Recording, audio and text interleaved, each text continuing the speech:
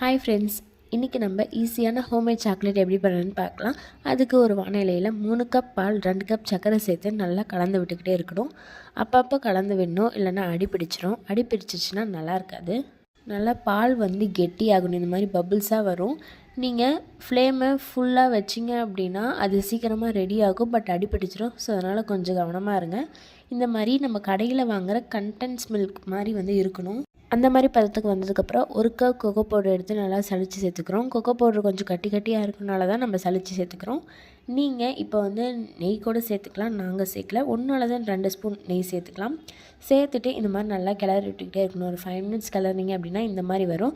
இதை ஒரு 5 மினிட்ஸ் ஆற வச்சு நம்ம கையில் நெய் தடவி இதை ரவுண்ட் பண்ணோம் அப்படின்னா ஈஸியான ஹோம்மேட் சாக்லேட் ரெடி ஆயிடுச்சு.